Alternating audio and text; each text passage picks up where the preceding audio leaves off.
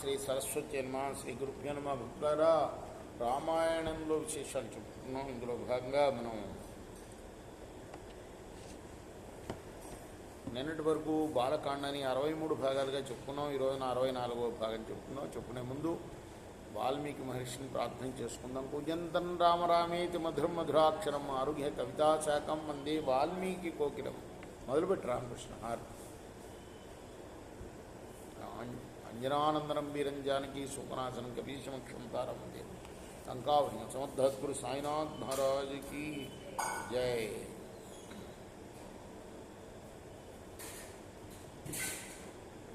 గుర్రం కోసం వెతుకుతున్నారు, యజ్ఞాశ్వం కోసం.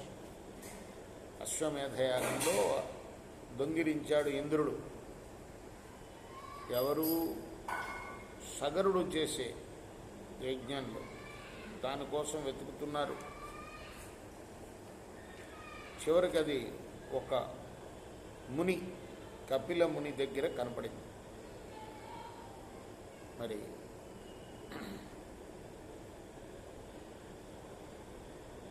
సగరపుత్రులు చూడంగానే చాలా కోపానికి వచ్చారు ఆయన మీద. దొంగిలించావు మా అశ్వాన్ని, మేము సగరుడు పుత్రులం, దాన్ని తీసుకెళ్ళటానికి వచ్చాము అన్నారు. రామ, ఇదంతా ఎవరు చెప్తున్నారు? విశ్వామిత్రుల వారు. కపిలుడు వారి మాటలు విని హుంకారం చేశాడు.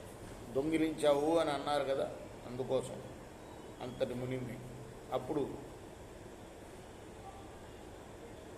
ఒక్కసారి హూంకరించగానే వాళ్ళందరూ బూడిదైపోయారు. రామ, సగర మహారాజు ఆ తర్వాత తన కుమారులు వెళ్ళి చాలా కాలం అయింది అని విచారించి మనుముడైన అంశుమంశుడితో అన్నాడు, ఆయన నువ్వు బహుపరాక్రమశాలివి, తేజస్సులో నీ పూర్వీకులకు సాటి అయిన వాడివి.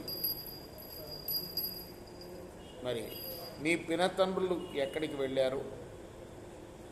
అలానే యజ్ఞాశ్వాన్ని ఎవరు అపహరించారో అన్వేషింపు నాయనా అని కోరాడు హనుముడైన అంశుమంతుడు.